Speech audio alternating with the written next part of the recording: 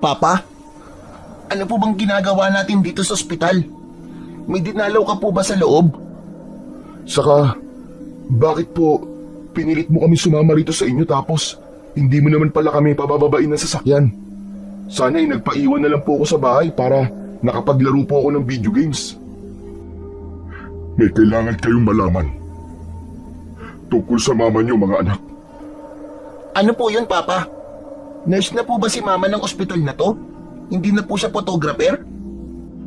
Mga anak, alam kong magiging masakit to para sa inyong dalawa. Pero kailangan niyo kayanin. Ang mama niyo, wala na siya. Ha? Ano pong ibig niyo sabihin na wala na si Mama? Patay na siya, Jared. Patay na siya. Hindi! Hindi yan totoo, Papa! Hindi ba patay si Mama? Hindi yan totoo! Nagbibiro ka lang, di ba, Papa? Nagbibiro ka lang. Papa, ayoko ng ganyan joke, ha? Pabawiin niya yan, pa. Paano mamamatay si Mama? Hindi ba nandun siya ngayon sa San Antonio?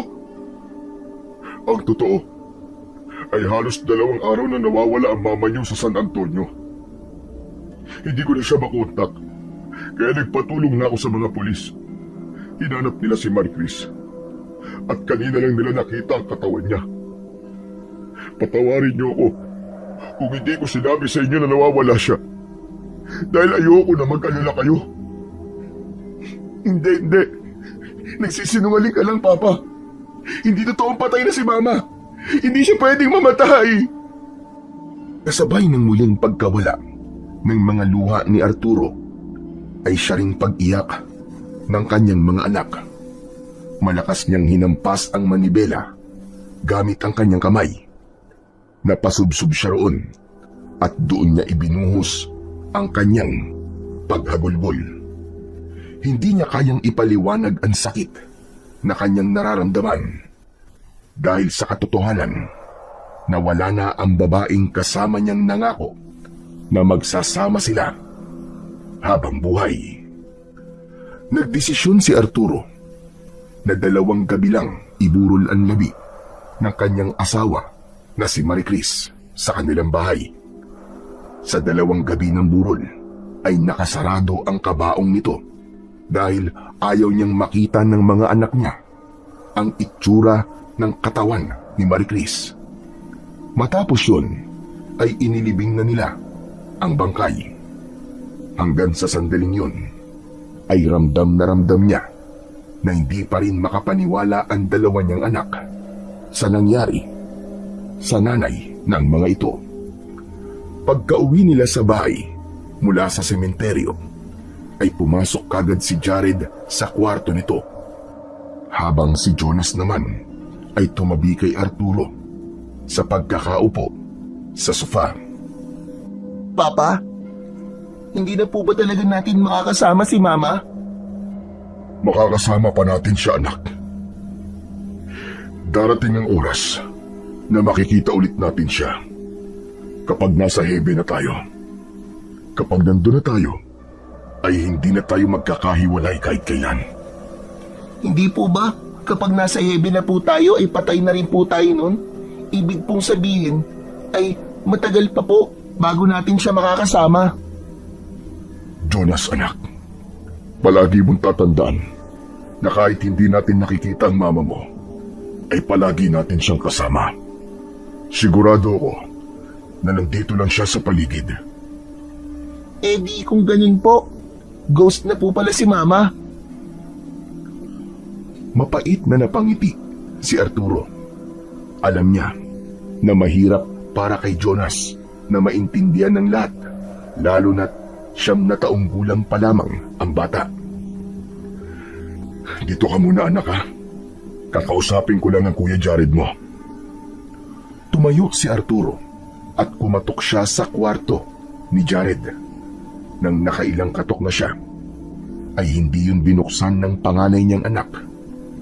Kaya kinuha na niya ang duplicate key. Binuksan niya ang pinto ng kwarto ni Jared at saka siya pumasok. Naabutan niya si Jared na hawak ang picture ni Marie Chris. Umiiyak si Jared. Mabilis na dumapa si Jared sa kama pagkakita nito sa ama niyang si Arturo. Hindi ka ba marunong kumatok pa? Bakit pumapasok ka na lang sa kwarto ko nang hindi nagpapaalam? Kanina pa ako kumakatok, pero hindi mo naman binubuksan. Gusto lang kitang i-check kung okay ka lang. Talaga? Sa tingin mo ba okay ako? Matapos nang nangyari kay Mama? Hindi ganyan ang ibig ko sabihin, Jared. Ang gusto kong mangyari ay mas lalo tayong magkabuklod-buklod. Dahil sigurado ko na yun ang gusto ng mama nyo. Bakit kung kailan wala na si Mama, ay saka ka lang nagkaroon ng pakialam sa gusto niya, Papa? Bakit hindi mo yung ginawa nung buhay pa siya? Hindi ba ang gusto niya ay gamitin mo ang tinapos mo sa college para magkaroon ka ng trabaho na may malaking sweldo? Kung sinunod mo lang sana ang gusto ni Mama, ay hindi siya mapipilitang magtrabaho kasi sapat ang perang kinikita mo para sa ating lahat. Kung sinunod mo lang sana ang gusto ni Mama, malamang buhay pa siya hanggang ngayon. Hindi na nagawang pigilan pa ni Arturo ang kanyang sarili at nasampal niya si Jared. Wala kang karapatang pagsalitaan ako ng ganyan. Ano ba sa tingin mo? Ginusto kong mamatay ang nanay niyo, ganun ba? Lumabas ka na sa kwarto ko pa. Ayoko muna makipag-usap sa kahit na sino. Lalo na sa inyo. Natigilan si Arturo nang makita niya ang namumulang pisngi ni Jared. Doon niya napagtanto na napalakas ang pagkakasampal niya rito. Naramdaman niya ang labis na pagsisisi sa pananakit niya sa kanyang anak na si Jared. At nais niyang humingi ng tawad dito. Pero naisip niya na sarado pa ang isip ni Jared sa lahat ng bagay. Kaya naman, mas pinili na niyang lumabas ng silid nito. Pagsapit ng gabi, ay mas lalong naramdaman ni Arturo ang lungkot at pangungulila sa kanyang namayapang asawa. Alam niya na simula sa gabi na yon, ay kailangan niya ng sanayin ang sarili na hindi na niya ito makakatabi sa pagtulog. Isang photographer ng mga ligaw na hayop si Marie Chris.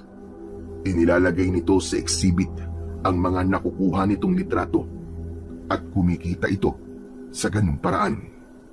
Kaya madalas ay nagpupunta sa mga liblib na lugar ang kanyang asawa. Pero ang pinaka-paborito nitong puntahan ay ang baryo ng San Antonio. Ayon kay Marie Chris, ay maraming mga ligaw na hayop sa kagubatan ng San Antonio. Bumangon si Arturo mula sa pagkakahiga. Kinuha niya ang larawan ng kanyang asawa na si Marie Chris na nasa picture frame. Marie Chris, asawa ko. Bakit mo naman ako iniwan kagad? Hindi ko alam kung kaya ko bang mabuhay nang wala ka. Paano na ang mga anak natin? Kailangan ka nila eh. Hindi ko sila kayang gabayan gaya ng paggabay mo sa kanila. Lalong-lalo na si Jared. Hanggang ngayon, ay galit pa rin siya sa akin. Dahil hindi ko siya pinayagan na kunin ang kursong gusto niya. Asawa ko, miss na kita. Sana'y ako na lang ang namatay at hindi ikaw. Dahil alam kong mas mahal ka ng mga anak natin. Sa gitna ng pagsasalita ni Arturo, ay napatingin siya sa lamesang nasa tabi ng kama. Nakapatong doon ang isang brown envelope. Naglalaman yun ng mga larawan ni Marie Chris nang matagpuan ng bangkay nito sa kagubatan ng San Antonio. Ayon sa mga pulis, ay inatake ng isang hindi matukoy na mabangis na hayop ang kanyang asawa. Hindi pa nakikita ni Arturo ang mga litrato dahil ayaw niyang tignan ang mga yon. Kinuha niya ang envelope at itinago niya yon sa kanyang kabinet. Matapos yun, ay nahiga na siya habang yakap ang larawan ng kanyang asawa. Kahit kakalibing pa lang ng asawa ni Arturo, ay mas pinili pa rin niyang pumasok sa trabaho. Ayaw niyang magmukmok sa bahay at mas ginusto niyang maging abala upang hindi niya masyadong maramdaman ang lungkot. Gabi na nang nakauwi siya sa bahay. Pagpasok niya sa kwarto ay nagimbal siya nang makitang naroon sina Jared at Jonas. Hawak ng dalawa ang mga larawan ni Marie Chris na nasa brown envelope. Mabilis na inagaw ni Arturo sa magkapatid ang mga larawan. Anong ginagawa niyo? Bakit kayo nakikialam sa mga gamit ko? Papa, si Mama ba nasa picture na yan? Bakit po ganyan ang itsura niya? Ang sabi mo sa amin, inatake sa puso si Mama habang nasa San Antonio siya. Hindi ganyan ang itsura ng inatake sa puso, Papa. Bakit puro kalmot at kagat ang katawan niya?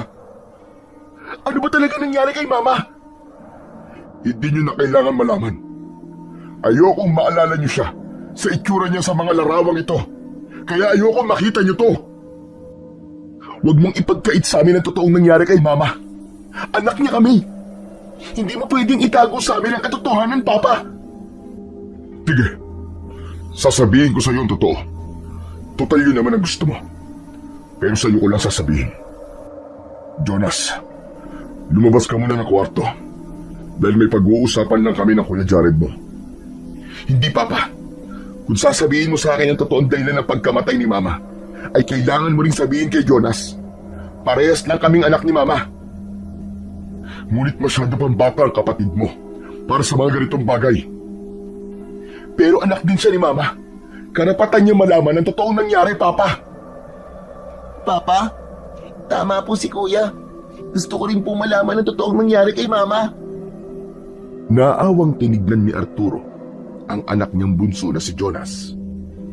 Maluwa-luwa ang bunso niyang anak habang si Jared ay nakatiim ang bagang.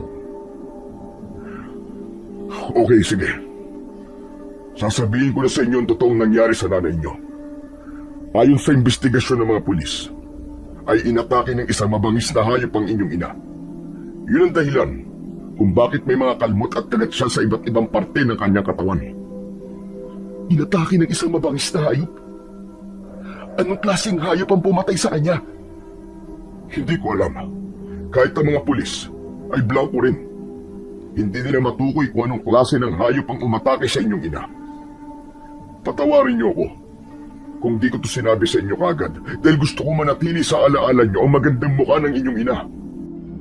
Ayokong kapag naaalala niyo siya, ay ang sugatan niyang katawan ang inyong makikita. Pero Papa naman, sana naisip mo rin na kailangan namin malaman ang totoo. Baka naman may hindi ka pa sinasabi sa amin. Lubos-lubusin mo na at sabihin mo na sa amin ngayon, Papa. Wala na. Wala na akong inililihim sa inyong dalawa. Lahat ng dapat niyong malaman ay sinabi ko na sa inyo ni Jonas. Sana nga nagsasabi ka ng totoo, Papa. Sana nga'y wala ka ng tinatagong sikreto sa amin ni Jonas. Jonas, tara na. Maglaro muna tayo ng video games. Hinawakan ni Jared sa kamay ang kanyang nakababatang kapatid na si Jonas at magkasamang lumabas ang dalawa ng kwarto ni Arturo. Nangihina naman na napaupo si Arturo sa gilid ng kanyang kama. Isinubsob niya ang kanyang muka sa kanyang mga palad. Labi siya nasasaktan sa kung paano siya itrato ng panganay niyang anak na si Jared. Simula kasi nang tutulan niya ang kagustuhan nitong maging isang pulis, ay nag-iba na ang pakikitungo nito sa kanya. Tila nawalan na ng respeto si Jared sa kanya at alam niya na mahihirapan siya na maayos ang relasyon nila ni Jared dahil wala na ang kanyang asawa. Sa mga lumipas na araw, ay lalo pang lumayo ang loob ni Jared kay Arturo. Hindi ito lumalapit sa kanya at mas pinipili nitong maging mapag-isa. Kapag kumakain sila, ay laging nakahiwalay ang binata at hindi man lang tumitingin kay Arturo. Lahat ng galit at hinanakit ni Jared ay ramdam ni Arturo sa kilos at sa paraan ng pagtrato nito sa kanya. Ramdam ni Arturo ang bigat ng pagkukulang niya bilang ama. Nakita niyang si Jonas lamang ang natitirang malapit sa kanya, habang si Jared ay tuluyang lumayo na ang loob sa kanya. Isang araw, isang ideya ang naisip ni Arturo. Isang ideya na maaaring sumalba sa relasyon niya sa panganay niyang anak. Habang kumakain sila ng hapunan, ay sinimulan na niyang sabihin kina Jared at Jonas ang bagay na yun. Bago pala kayo matulog, ay mag-impake kayo mga anak. Magbabakasyon tayo. Bukas ng umaga tayo alis. Talaga po, Papa? Saan po tayo pupunta? Ang totoo, hindi ko pa alam eh. Siguro, maghahanap tayo ng magandang beach. Hindi ba? Matagal mo lang hinihiling sa akin na magpunta tayo sa dagat. O tamang-tama, kasi wala kayong pasok sa school, di ba? Ako naman, ay nung nakaraan pa nag-leave sa trabaho. Pero kung may gusto kayong puntahan, pwede kayong mag-suggest sa akin, sabihin nyo lang. Bakit naman nagdidesisyon ka na hindi man lang kami tinatanong ni Jonas kung gusto namin yung bakasyon na sinasabi mo, Papa? Kuya, gusto ko magbakasyon. Oh, narinig mo naman ang sinabi ni Bunso, Jared. Gusto niya magbakasyon. Eh ako, tinanong mo ba ako? Saka naisip mo ba talagang magbakasyon kahit 1 linggo pa lang simula nang mamatay si Mama? Magsasaya tayo kahit kamamatay lang niya, ganun ba? Hindi ito pagsasaya. Ito ang naisip kong paraan para maging malapit tayo sa isa't isa. Lalo na ako sa iyo, Jared. Alam ko na simula nang hindi kita pinayagan na maging isang pulis, ay lumayo na ang loob mo sa akin. Ayoko namang habang buhay tayong ganito, anak. Gusto ko, bilang tatay nyo, ay magkaroon tayo ng maayos na relasyon bilang mag-ama. At sa tingin nyo, maayos ang relasyon natin ng dahil sa isang bakasyon? Napakababaw naman ang tingin mo sa akin na makukuha mo ako sa ganyang bagay. Hindi sa ganun, anak. Hindi mababaw ang tingin ko sa'yo.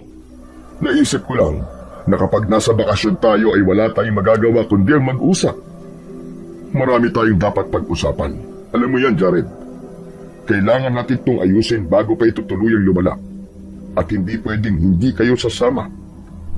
3 tayo magbabakasyon. 1 week siguro tayo o baka mas tumagal pa. Wow! So sapilitan pala to. Wala na pala kaming magagawa. Hindi mo man lang ako binigyan ng pagkakataong magdesisyon para sa sarili ko. Kuya, Papa, pwede bang wag na kayong mag-away? Di ba po, ang sabi ni Mama, ay masamang mag-away lalo na kapag kumakain tayo? Sabi ni Mama, lalayo raw po ang blessing sa atin. Anak, hindi kami nag-aaway ng kuya mo. Nag-uusap lang kami eh. Okay, sige. Pumapayag na ako magbakasyon tayo. Pero may lugar akong gustong puntahan. Anong lugar yan, Jared? Sa San Antonio. Gusto kong pumunta tayo ron. Ano? Bakit doon? Bakit gusto mo magpunta sa lugar na yun? Wala magandang puntaan doon. Pero bakit palaging bumabalik doon si Mama nung buhay pa siya? Dahil doon siya nakakakita ng mga hayop na bihirang makita ng mga tao. Nandun ang trabaho niya. Basta, Papa, sa San Antonio ko gustong magbakasyon. Kung hindi ka papayag, ay hindi ako sasama. Kayo na ng dalawa ni Jonas sa magbakasyon. Dito na lang ako sa bahay. Matama na tinignan ni Arturo si Jared. Nakita niya ang kaseryosohan sa mukha ng binata. Ramdam niya na kung hindi pagbibigyan ang gusto nito, ay hindi talaga ito sasama sa kanila. Hindi maaaring hindi sumama si Jared dahil naisip niya ang bakasyon na yun ay para makapag-usap silang dalawa at subukang maging malapit muli sa isa't isa. Okay, sige. Pumapayag na ako sa gusto mo, Jared. Magpupunta tayo sa San Antonio. Pero hindi tayo magtatagal doon. Siguro magkakamping lang tayo ron ng isang gabi at aalis rin tayo para maghanap ng ibang lugar na mas maganda. Okay na ba yun sa'yo? Tumango lang si Jared at ipinagpatuloy nito ang pagkain. Habang si Arturo ay nagtataka kung bakit gustong mapuntahan ni Jared ang lugar kung saan binawian ng buhay si Maricris. Kinabukasan ng umaga ay abala na sina Arturo sa pagsasakay ng mga dadalhin nila sa kanilang kotse para sa 1 linggo nilang bakasyon. Nang masiguro na nila na wala silang nakalimutan, ay sumakay na sila sa kotse. Si Arturo ang nagmaneho. Nasa tabi niya si Jonas, habang si Jared ay mag-isa sa backseat, habang may nakasalpak na malaking headphone sa magkabilaan nitong tenga.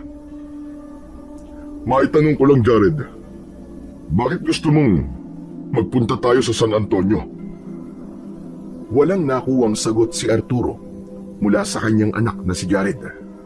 Pagtingin niya sa rearview mirror ay nakita niya na may headphone pa rin ito. Inutusan niya si Jonas na kalabitin si Jared at doon lang inalis ni Jared ang headphone. Jared anak, pwede bang huwag ka na muna mag-headphone? Mag-usap muna tayo. Ano naman pag-uusapan natin, Papa? Kahit ano. Saka tinatanong kita kung bakit gusto mo magpunta sa San Antonio. Wala lang. Gusto ko lang mapuntahan ng lugar kung saan huling nakitang buhay si Mama. Gusto kong malaman kung bakit mahal na mahal ni Mama ang lugar na yon. Ako din po, Papa. Gusto ko po makapunta sa San Antonio.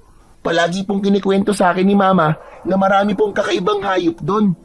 Kaya nga po, dinala ko ang telescope ko Baka may makita po ko doon ng mga cute na animals. O sige, kukuha tayo ng tour guide doon na tutulong sa atin na makakita ng mga kakaibang hayop. Sinilyapan ni Arturo si Jonas at nginitian niya ito. Isang malalim na paghinga ang pinakawalan ni Arturo. Ang totoo, kung siya ang masusunod, ay ayaw talaga niya na magpunta sila sa San Antonio. Pakiramdam niya kasi ay magiging traumatic para sa kanilang mag-ama kapag nagtungo sila sa lugar kung saan binawian ng buhay si Maricris. Pero para lang sumama ang panganay niyang anak na si Jared sa bakasyon na yun, ay napilitan siya itong pagbigyan sa gusto nito.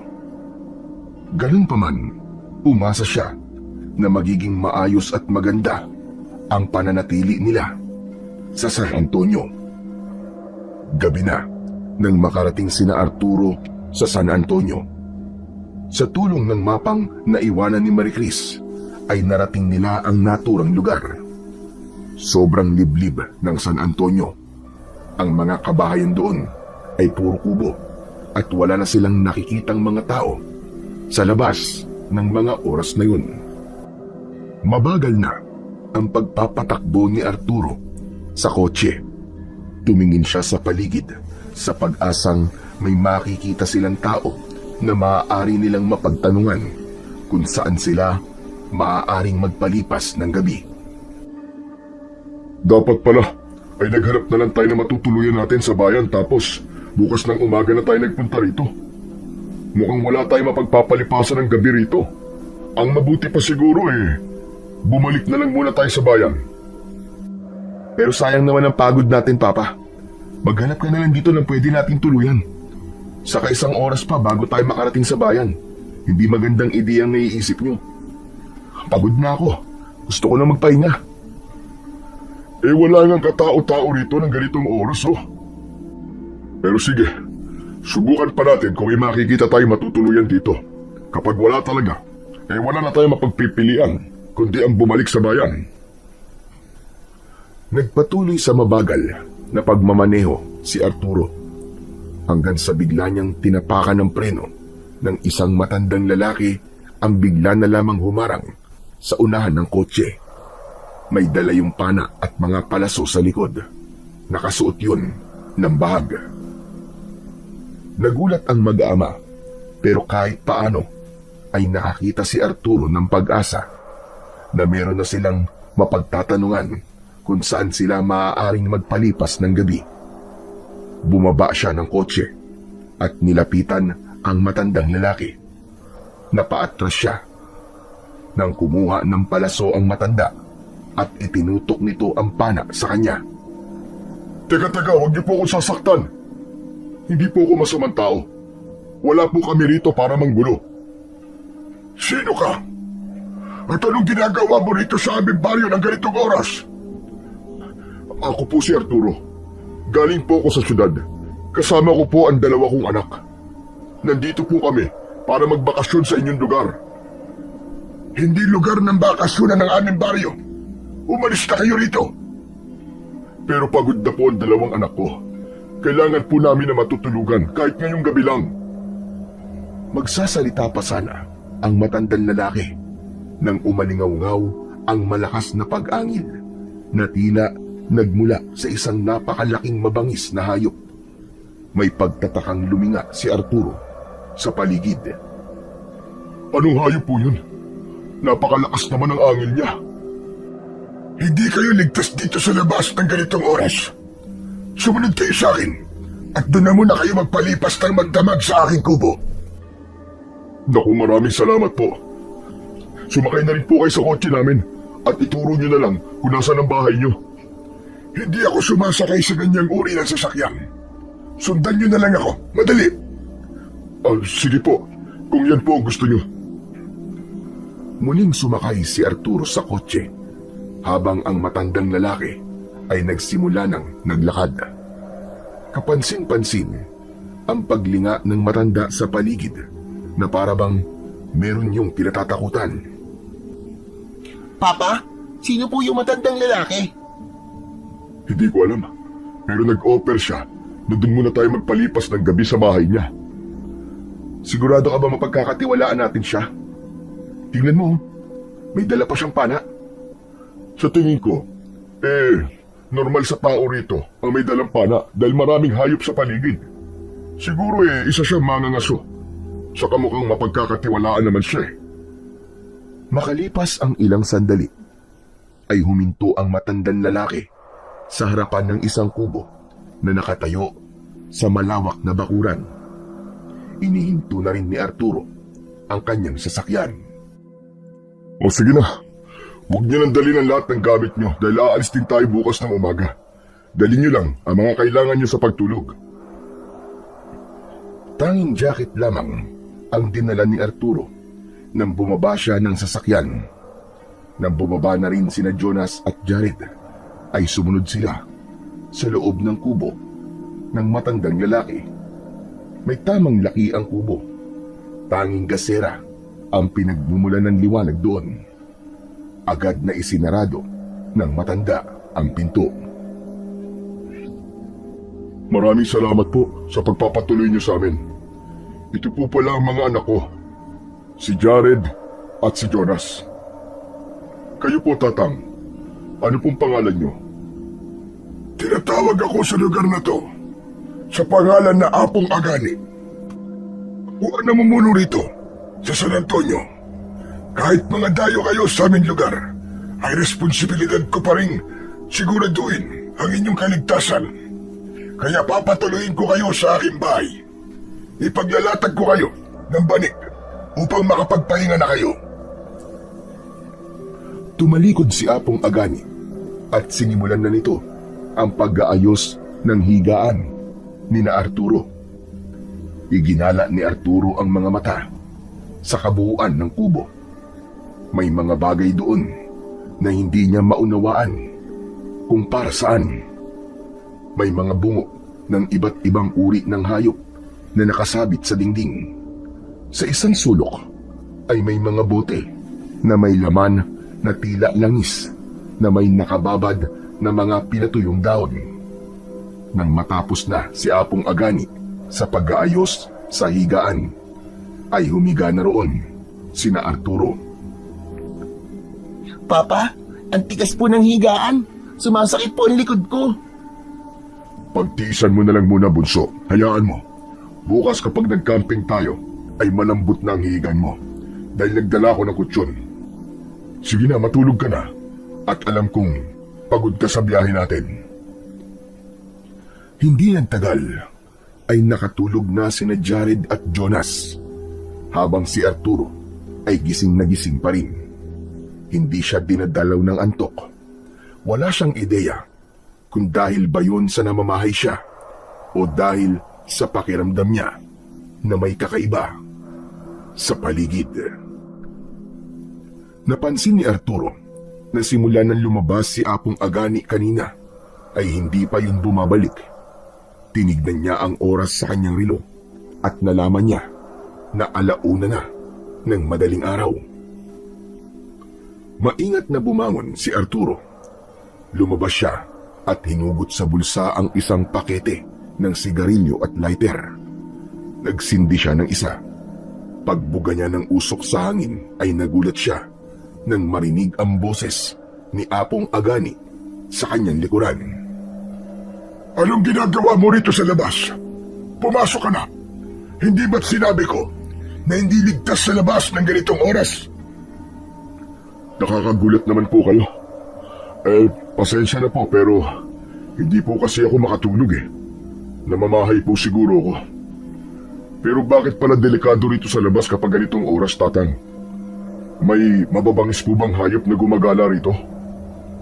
Sana nga ay mabangis na hayop lang ang gumagala rito. Teka, ano pong ibig niyo sabihin? Wala. Huwag ka nang maraming tanong at sundin mo na lamang ang sinabi ko. Sige na, pumasok ka na sa loob. Tatapusin ko lang po ito sigarilyo ko tapos papasok na rin ako. Muling narinig ni Arturo ang pag-alingaw-ngaw ng malakas na angil ng isang hayop.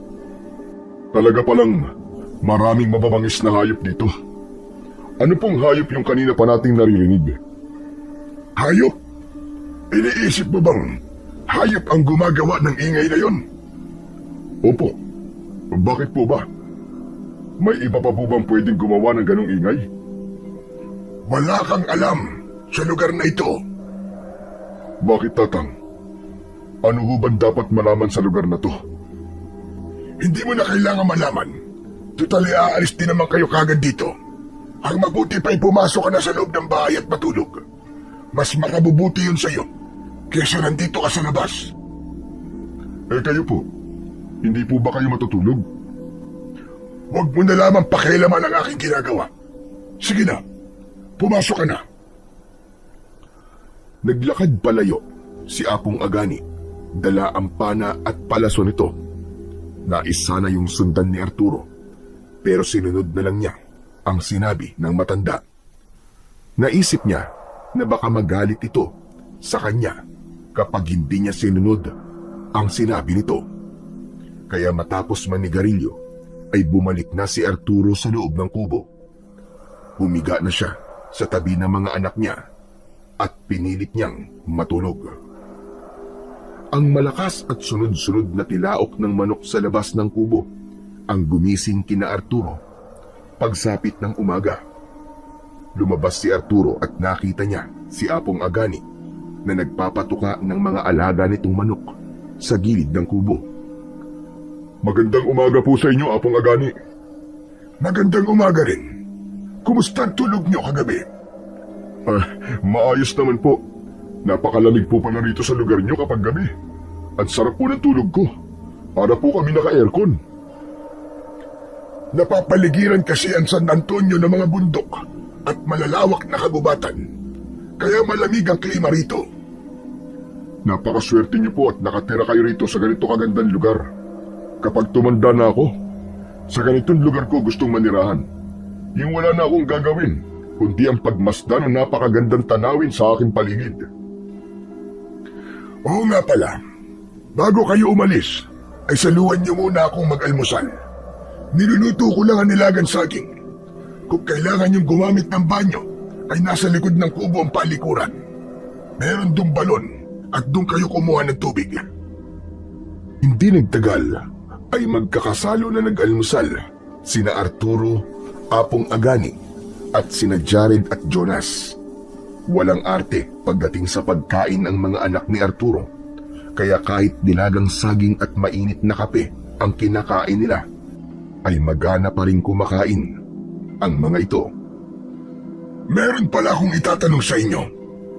Sa totoo lang, ay walang nagagawing dayo rito sa San Antonio. Nagtataka ako kung paano niyong natagpuan ang lugar na ito. Paano kayo nakarating dito? Saan niyo nalaman ang aming lugar at dito niyo nais magbakasyon? Sa mapa po na pagmamayari ng aking asawa. Bakit? Taga rito ba ang iyong asawa? Hindi po.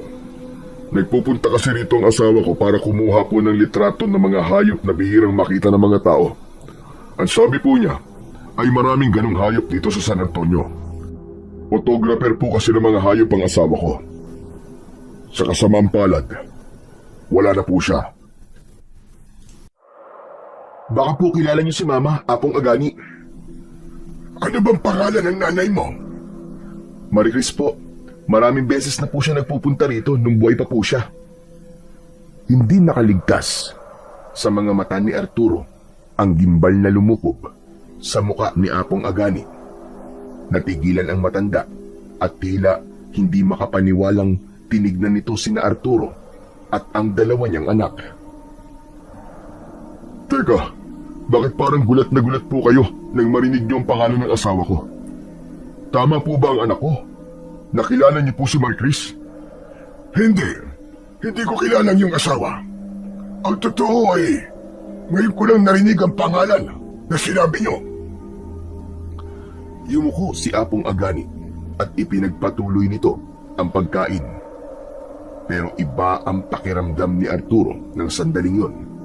Pakiramdam niya ay talagang nagulat ang matanda nang marinig nito ang pangalan ni Maricris na para bang kilala nito ang kanyang asawa.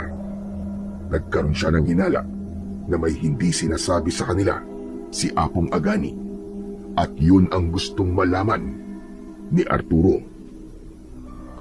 Matapos kumain ng almusal ay nagpahinga muna sina Arturo. Hinayaan ni Arturo na maglakad-lakad sina Jared at Jonas habang siya naman ay nakaupo sa mahabang upuan na nasa unahan lamang ng bahay ni Apong Agani. Habang naroroon siya, ay lumapit sa kanya ang matanda na si Apong Agani. Ano na pala ang balak niyong tatlo ngayon? Babalik na ba kayo sa siyudad? Hindi pa po. Mananatili pa po kami rito sa San Antonio ng isang gabi. Gusto po kasi ng mga anak ko na makakita ng kakaibang hayop sa gubat. Kaya mamayang gabi ay magkakamping po kami sa gubat. Magpapakamatay ba kayong tatlo? At naisip niyong gawin yan? Magpapalipas kayo ng gabi sa gubat? Oo po. Ginagawa po namin yun dati pero sa ibang lugar. Ang pagkakamping, ang bonding namin noon ng aking mga anak pati ng aking asawa.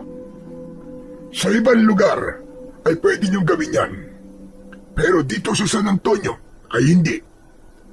Mapanganib ang kagubatan tuwing gabi at paniguradong mapapahamak lamang kayo. Bakit po? Ano po ba talaga ang meron sa lugar na to? Kagabi ko pa po napapansin na parang may hindi kayo sinasabi sa amin. Gusto mo ba talagang malaman? Sige. May aswang dito sa San Antonio. Isang aswang na maaaring pumatay sa iyo at sa mga anak mo kung itutuloy mo yung binabalak niyong gawin. Sandaling natigilan si Arturo. Makalipas ang ilang sandali, ay bigla siyang tumawa. Eka, ano nakakatawa sa sinabi ko? Sa tingin mo ba ay nagbibiro ako o tinatakot lang kita para umalis sa lugar namin? Pero tama ka. Gusto kong umalis kayo rito dahil hindi talaga kayo ligtas dito ng mga anak mo. Pasensya na po, pero natawa lang ako sa sinabi niyong aswang. Apong Agani, moderna na po ang panahon ngayon. Wala na pong naniniwala sa aswang sa panahong ito. Ibang-iba ka sa asawa mo si Maricris. Sa bagay, hindi ka lumaki sa lugar na to, kaya ganyan ang iyong paniniwala. Sinasabi ko na nga ba, tama ang kutob ko. Kilala niyo nga ang asawa ko, Tatang. Ngayon, Apong Agani, sabihin niyo sa akin kung bakit sinabi mo kanina na hindi mo kilala si Maricris. Gayong sa bibig mo na mismo nang galing, nakilala mo siya. Nang sandaling yon, ay si Apong Agani naman ang natigilan.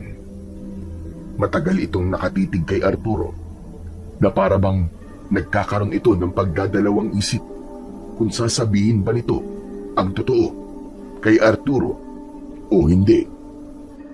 Sa totoo lang, ayoko magpunta talaga sa lugar na to. Pero ang mga anak ko may gusto na dito kami magbakasyon.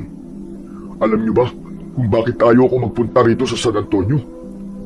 Dahil dito namatay ang asawa ko. Dito namatay si Maricris. Inatake siya ng isang mabangis na hayop. Hindi mabangis na hayop ang pumatay sa asawa mo, kundi isang aswang. Walang hayop sa lugar na to ang kayang pumatay ng tao. Aswang lang ang gumagawa nun. At ngayong patay na si Maricris, ay napakasaya na ng aswang na yon dahil wala nang tagapagtanggol ang San Antonio. Teka, Tatang. Anong tagapagtanggol ang sinasabi niyo? Photographer ho si Maricris. Nagpupunta siya sa lugar na to para kumuha ng litrato ng mga hayop. Ilang taon na ba kayo magkakilala ni Maricris, Arturo? Mahigit 2 dekada na. Napakatagal na pala. Tapos asawa mo pa siya. Pero kahit matagal na kayong magkakilala, ay hindi mo pa rin pala siya lubusang kilala. Ngunit hindi na ako nagtataka kung bakit hindi sinabi sa iyo ng asawa mo ang isang parte ng kanyang buhay. Dahil alam niya na hindi ka maniniwala sa mga aswang. Sige, sasabihin ko na sa iyo ang buong katotohanan tungkol sa iyong asawa na si Maricris. Ang asawa mo ay anak ng isang dating manunugi sa lugar na ito. Sa kanya ipinamana ng kanyang ama ang misyon na hindi nito napagtagumpay ang gawin. At yun ay ang patay ng aswang na si Rahim na matagal nang nananalasa dito sa baryo na San Antonio. Pasensya ka na po, Apong Agani. Wala akong oras na makinig sa mga sinasabi mo na yan. Siguro nga kilala mo si Maricris. Pero lahat ng sinasabi mo tungkol sa kanya ay walang katotohanan. Kung ano man ang dahilan nyo para gumawa ng mga ganyang kwento, ay wala na akong balak pang alamin. Excuse me po. Hahanapin ko lang po ang mga anak ko para makaalis na kami rito sa bahay nyo. Tatalikod na sana si Arturo nang muling nagsalita si Apong Agani na naging dahilan para mapahinto si Arturo. Sinasabi mo ba na hindi ka naniniwala sa mga sinasabi ko tungkol kay Maricris? Pero ramdam ko na may parte ng puso mo na gustong maniwala sa mga sinabi ko. Arturo, gaano mo nga ba kakilala ang asawa mo? Bakit ang pagiging manunugis niya ay hindi mo alam? Tumigil na kayo, Apong Agani. Hindi manunugis ang aking asawa. Hindi ka ba nagtataka kung bakit madalas na bumabalik dito ang iyong asawa? Dahil meron siyang tungkulin na dapat tapusin dito sa San Antonio. Hindi lang siya kumukuha ng litrato ng mga hayop. Kinakalaban niya rin ang aswang na si Rahim. Ilang beses na niyang sinubukang patayin si Rahim, pero hindi siya nagtagumpay. Hanggang sa ang kapalaran ni Maricris ay naging kagaya ng sa kanyang ama. Napatay ni Rahim si Maricris. Isang napakalungkot na pangyayari ang pagkamatay ni Maricris sa San Antonio. Dahil siya na lamang ang natitirang may dugong manunugis sa aming lugar. Hindi muna nagsalita si Arturo at mabilis niyang pinag-isipan ang mga sinabi ni Apong Agani tungkol sa kanyang namayapang asawa. Doon niya naalala na sa tuwing umuuwi sa bahay nila si Maricris mula sa San Antonio ay madalas na meron itong sugat. At palaging sinasabi ni Maricris na inatake ito ng isang hayop o hindi kaya ay nadulas o nadapa ito sa gubat. Hanggang sa unti-unti nang tinanggap ng utak niya ang mga nalaman niya tungkol kay Maricris. Sabihin na natin nagsasabi kayo ng totoo. Pero paano niyo mapapatunayan na totoo ang lahat ng sinabi niyo tungkol sa asawa ko? Pumasok sandali si Apong Agani sa kubo nito. Maya-maya pa ay binalikan nito si Arturo. May dala na itong bagay na nakabalot sa isang itim na tela. Inalis ni Apong Agani ang itim na tela at tumambad kay Arturo ang isang kakaibang patalim. Halos 2 dangkal ang haba nun. Kulay puti ang patalim na may napakatulis na dulo. Ang hawakan ng patalim ay gawa sa isang uri ng kahoy na hindi niya kayang tukuyin. Anong bagay na yan? Bakit mo ipinapakita sa akin yan?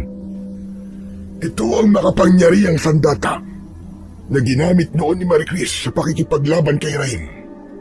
Ipinamana pa ito sa kanya ng ama niya. Bilang pinuno ng baryong ito, ay ako na nagtago nito.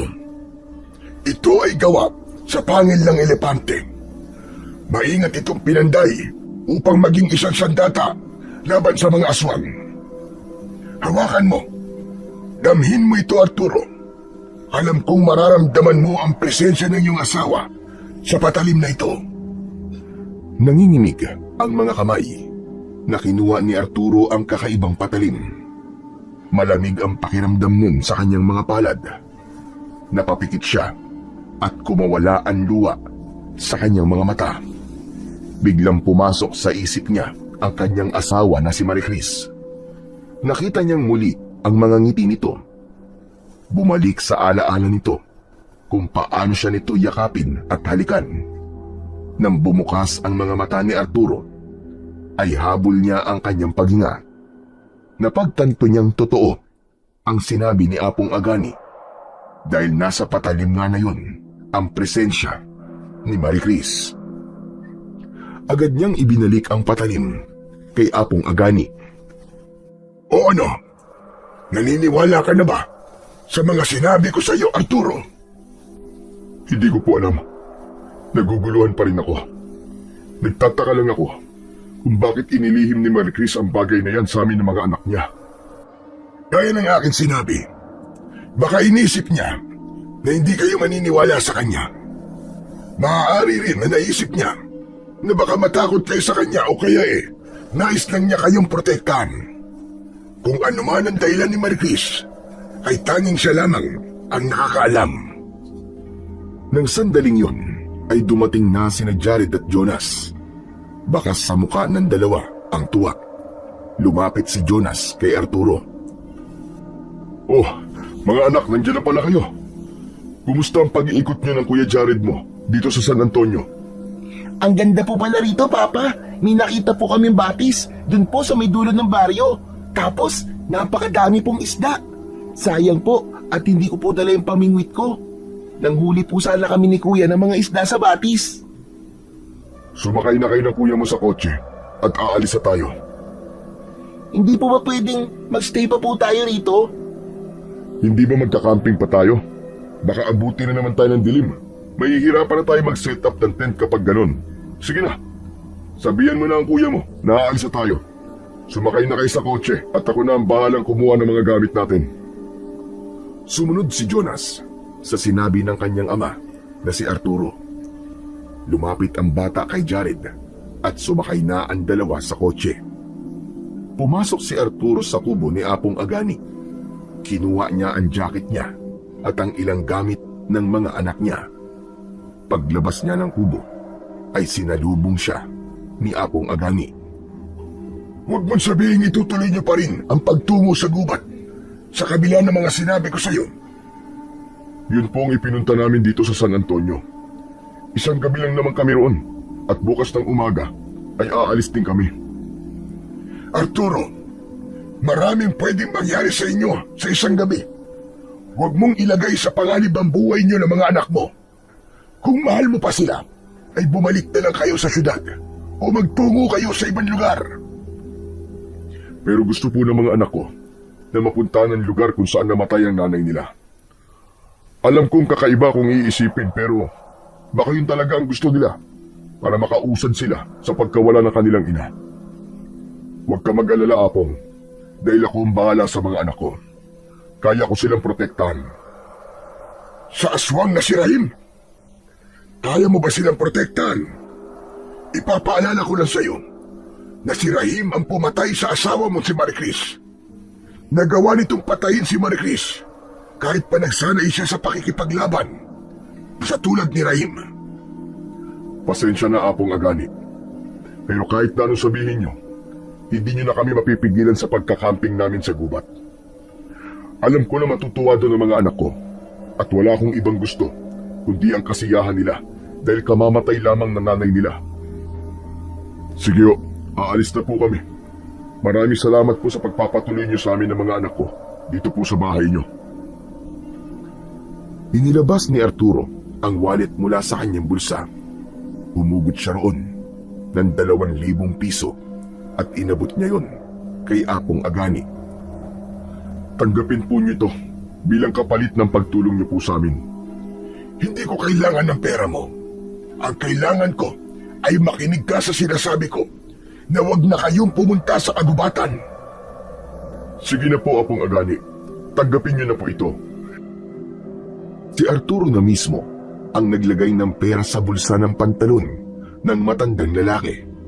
Tumalikod na siya para sumakay sa kotse, pero nakakailang hakbang pa lamang siya nang hawakan ni Apong Agani ang isa niyang braso. Muli niyang nilingon ang matandang lalaki. Bakit po? May nakalimutan pa ba kayong sabihin? Kung hindi ko na talaga kayo mapipigilan na magpunta sa gubat, ay isang bagay lang ang hilingin ko sa inyo.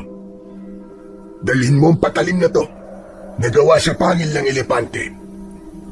Ano naman po ang gagawin ko sa bagay na yan?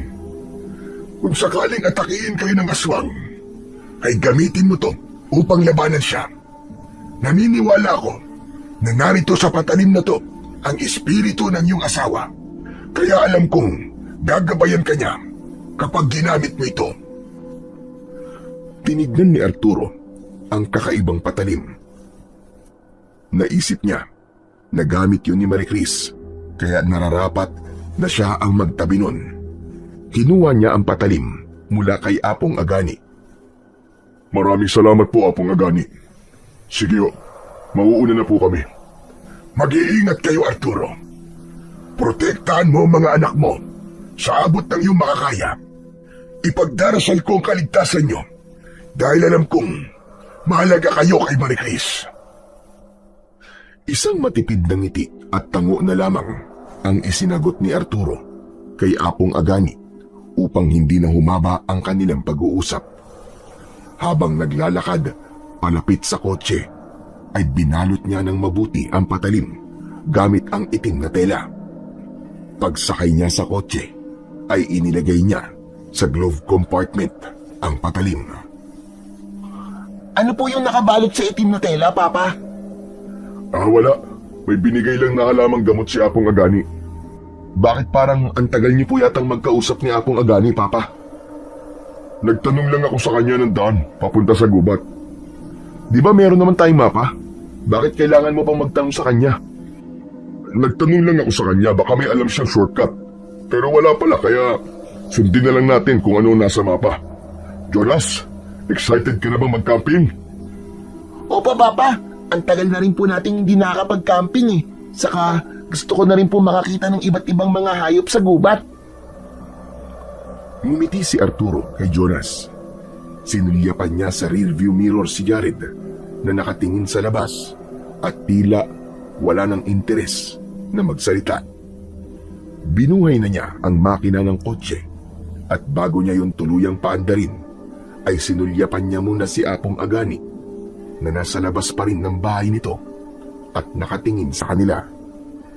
Kapansin-pansin ang labis na pagkabahala sa muka ng matanda, pero hindi niya na yun binigyan ng pansin. Sinundan ni Arturo ang direksyon na nasa mapang dala nila. Dahil sa meron silang sasakyan, ay narating na nila ang bukana ng kagubatan sa San Antonio nang wala pang 1 oras. Ipinasok niya sa gubat ang kotse, pero naging makipot na ang daan. Kaya wala na siyang nagawa, kundi ang ihinto yun. Hanggang dito na lang ang kaya ng sasakyan natin, mga anak. Hindi na tayo makakapasok pa. Magtulong-tulong na lang tayo sa pagdadala ng mga gamit. Pero ako na ang bahala sa mabibigat. Yung magagaan na lang ang dalhin yung dalawa. Naunang bumaba ng sasakyan si Arturo. Binuksan niya ang trunk ng kotse at isa-isa niyang inilabas ang mga gamit nila. Kinuha niya ang mabibigat at hinayaan niyang sila Jonas at Jared ang magdala ng magagaang mga gamit. Habang naglalakad ay nakita nila ang kagandahan ng kagubatan. Napakaraming matataas na puno sa paligid. Halata sa lugar na hindi yun gaanong napupuntahan ng mga tao. Hanggang sa nakakita sila ng isang maluwag na bahagi ng gubat kung saan hindi masyadong siksikan ang mga puno. Dito na lang tayo magtayo ng tent. Mas patag ang lupa rito kumpara sa mga dinaanan natin kanina. Inilapag na nila ang kanilang mga gamit at sinimulan na nilang buuin ang tent. Nang maayos na ang kanilang tent, ay inilabas na ni Arturo ang portable gas tube at nagsimula na siyang magluto ng pagkain. Sa kabilang banda, nanatiling malamig ang kilos ni Jared. Nakaupo yun sa malaking ugat ng puno at nakatingin sa kawalan na parabang wala itong ganang kumilos. Nilapitan ni Arturo si Jared. Umupo siya sa tabi nito, pero biglang tumayo si Jared. Mabilis na hinawakan ni Arturo ang braso ng panganay niyang anak. Sandali lang, Jared. Pwede ba mag-usap tayo? Hindi ba ginagawa natin ang bakasyon na to para makapag-usap tayong dalawa? Ikaw lang ang may gustong gawin yan, Papa. Pero ako wala. Magpapahinga na muna ako sa loob ng tent. Tawagin niyo na lang po ako kapag kakain na. Hinayaan na lamang ni Arturo si Jared na umalis sa tabi niya. Napailing siya habang pinapanood ang pagpasok ni Jared sa tent. Huminga siya ng malalim at ipinagdasal niya na sana ay maging bukas na ang puso ni Jared para pag-usapan ang isyu nilang mag-ama. Pagkatapos kumain ng mag-ama, ay naisipan nila na maglakad-lakad sa kagubatan. Dala ni Jonas ang telescope nito at kapag may nakikita itong gumagalaw, ay agad nito yung tinitignan gamit ang telescope. Tuwang-tuwa naman si Jonas kapag may nakikita itong hayop na malayang naninirahan sa kagubatan na yun. Habang naglalakad, ay kinuha ni Arturo ang pagkakataon na yun para kausapin ang anak niya na si Jared. Siguro naman ay masaya ka na kasi nandito na tayo sa paboritong lugar ng mama mo. Hindi nakapagtataka na naging paborito niya ang San Antonio. Napakaganda rito at napakatahimik. Maganda at tahimik nga, pero dito naman siya namatay. Sayang at hindi natin nagawang magpunta sa lugar na to nung buhay pa ang nanay niyo. Hindi ba? Ilang beses na natin siyang niyaya na isama tayo rito pero ayaw niya. Ewan ko ba? Pero parang sinasadya ni Mama na huwag tayo magpunta rito sa San Antonio. Dahil sa sinabing yun ni Jared, ay naalala niya ang mga sinabi sa kanya ni Apong Agani tungkol sa asawa niyang si Maricris. Napagtanto niya na kaya ayaw silang isama roon ni Maricris ay dahil baka malaman nila ang totoo nitong ginagawa sa San Antonio. Papa, Kuya, tingnan niyo oh. May ilog oh. Saan? Aba, oo nga no. Napakalinis ng tubig. Gusto niyo bang maligo? Opo, Papa. Tuwang-tuwa na lumusong sa tubig si Jonas. Sumunod dito si Jared at naglaro ang dalawa habang si Arturo ay masayang pinagmamasdan ng kanyang mga anak habang nakaupo sa bato na nasa gilid ng ilog. Biglang naluwa si Arturo nang naalala niya ang kanyang asawa. Sigurado siya na kung kasama nila ito ng sandaling yun, ay mas magiging masaya ang kanilang pamilya. Marie Chris, sana'y gabayan mo ko sa ating mga anak. Sana'y mawala na ang galit ni Jared sa akin. Huwag kang mag-alala dahil gagawin ko ang lahat para magkaayos kaming dalawa. Papa, anong ginagawa mo dyan? Maligo ka na rin po! Ang sarap ng tubig, ang lamig! Sige lang anak, mag-enjoy lang kayo dyan ng kuya mo. Babalik lang ako sa camp natin at kukunin ko yung camera. Dapat ay makunan ko kayo ng litrato para meron kayong souvenir. Jared, ikaw na muna ang bahala kay Jonas ha. Mag-iingat kayo. Tumangulang si Jared bilang tugon. Tumayo na si Arturo at tinahak na niya ang daan pabalik sa kanilang camping site.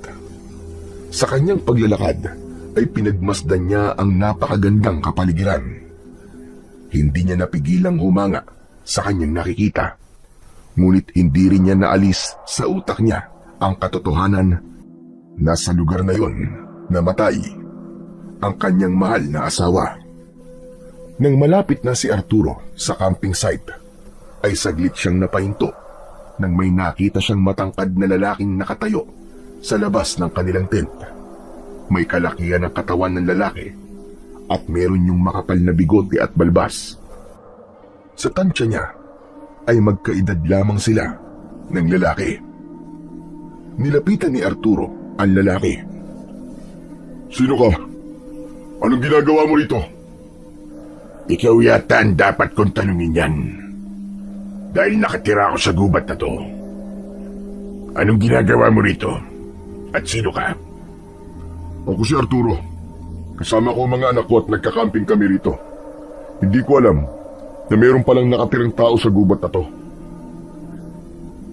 Ako naman si Berto. Nakita ko lang itong tent. Kaya nagtataka ko kung kanino to. Hindi ko rin alam na pinapayagan na pala ang pagkakamping sa gubat na to. Isang gabi lang naman kami rito. Bukas ng umaga ay aalis na rin kami. Tumango-tango ang lalaking nagpakilalang si Berto. Hindi na yun nagsalita at umalis na. Agad na tinignan ni Arturo ang mga gamit nila dahil baka merong nawala roon. Nakahinga siya ng maluwag nang masiguro niya na walang nawawala sa kanilang mga gamit. Kinuha na niya ang kamera at sa kanya binalikan sina Jared at Jonas sa ilog. Pagbalik ni Arturo sa ilog ay kinunan niya ng litrato ang kanyang mga anak. Kumuha rin sila ng litrato na magkakasama silang tatlo. Nakisali na rin si Arturo kina Jared at Jonas sa paliligo sa ilog. Makalipas ang ilang sandali ay bumalik na sila sa camping site dahil nakaramdam na sila ng gutom. Gumawa ng sandwich at nagtimpla ng orange juice si Arturo at yun ang kanilang pinagsaluhan. Matapos kumain ay muli silang naglakad-lakad sa kagubatan upang makakita ng iba't ibang mga hayop. Sinamantala nila na maliwanag pa dahil kapag kumagat na ang dilim ay hindi na nila yun magagawa. Mabilis na lumipas ang mga oras at sumapit na nga ang gabi. Mas naging malamig na ang paligid kaya kumuha na ng tuyong kahoy si Arturo at gumawa na siya ng bonfire. Inilabas na rin niya ang mga hotdog na nakatusok sa stick at barbecue at nagsimula silang mag-ihaw. Habang ginagawa nila yon, ay naisipan ni Arturo na pag-usapan si Marie Chris. Mga anak, ano pala yung pinaka-namimiss niyo sa mama niyo? Yung pagluluto niya po ng masarap na pagkain, Papa. Ikaw po kasi, hindi ka masarap magluto eh. Pero sinusubukan ko naman, di ba? Kahit na, Papa. Kung hindi po maalat eh, wala naman pong lasa ang luto niyo. Hayaan mo at mag-e-enroll ako sa cooking class para matuto ko magluto. Para hindi ka na nagre-reklamo sa luto ko sa susunod. Ikaw naman, Jared. Anong namimiss mo sa mama mo? Marami. Pero isa sa mga namimiss ko sa kanya ay yung pagiging supportive niya sa akin. Yung kapag alam niya na hindi ako mapapahamak sa gagawin ko at alam niya na gusto ko, ay hahayaan niya lang ako. Jared, kung gusto mo talaga maging pulis ay hahayaan na kita. Pinapayagan na kita sa gusto mo na maging alagad ng batas. Tumutol ako nun sa bagay na yan dahil natatakot ako sa maaaring mangyari sa'yo kapag naging pulis ka na. Hindi ba sabi nila nasa hukay daw ang kalahating katawan ng isang pulis? Pero napagtanto ko na hindi kita pwedeng diktahan kung ano ang gusto mo maging dahil may sarili ka ng pag-iisip. Patawarin mo ko, anak, kung naging hadlang ako sa pangarap mo. Kung sinasabi mo lang yan para magkaayos tayo ay okay lang. Tatapusin ko na lang ang kursong kinukuha ko ngayon. Bukal sa loob ko ang pagsasabi nito, anak. Hindi ko to sinasabi para maging maayos tayo, kundi dahil may bagay lang akong na-realize nang mawala ang nanay niyo. At yun ay ang hayaan kayo sa inyong gusto, habang nakagabay ako sa inyo na kapatid mo. Biglang tumahimik ang tatlo, matapos yung sabihin ni Arturo. Tanging ang huni ng mga panggabing ibon lamang ang manaka-naka nilang naririnig sa kanilang paligid. Hanggang sa binasag na ni Arturo ang katahimikan yon.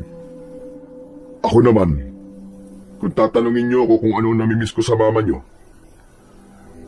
ayun ang klase ng pagmamahal niya para sa ating tatlo. Kahit siya ang reyna ng ating pamilya, ay palagi niya tayong pinagsisilbihan. May mga araw man na hindi natin siya kasama dahil nagtatrabaho siya. Kapag naman nasa bahay siya, ay sinisiguro niya na nagagampanan niya ng maayos ang pagiging asawa niya sa akin at ina sa inyong dalawa. Papa, ngayong wala na po si Mama, maghahanap ka pa po ba ng bagong asawa mo? Jonas, huwag kang mag-alala dahil wala na akong balak na palitan ng mama niyo. Nangako ko sa kanya noon na siya ang una't huling babaeng mamahalin ko. Wala na akong pakialam kahit hindi na ulit ako magkaroon ng bagong asawa. Sapat na sa akin kayong dalawa. Sa inyo ko na lang ibubuhos ang oras ko. Siyempre, sa pagtatrabaho rin para mabuhay tayong tatlo. Teka, masyado na madrama yata ang usapan to. Iihi lang ako. Mag-iingat ka at huwag kang lalayo, Jared, ha? Tumayo si Jared at naglakad palayo. Ipinagpatuloy naman ni na Arturo at Jonas ang kwentuhan. Makalipas ang ilang sandali, ay nagulat sila nang marinig nila ang pagsigaw ni Jared. Mabilis na tumayo si Arturo at tumakbo siya sa direksyong pinuntahan ni Jared. Nakita niya si Jared na nakaupo sa lupa habang may isang lalaking nakatayo sa harapan nito. Nakahinga ng maluwag si Arturo nang malaman niya na si Berto ang lalaking yon. May hawak na sibat si Berto at may itak na nakasabit sa bewang nito. Isang walang buhay na baboy ramo ang nakasampay sa balikat nito.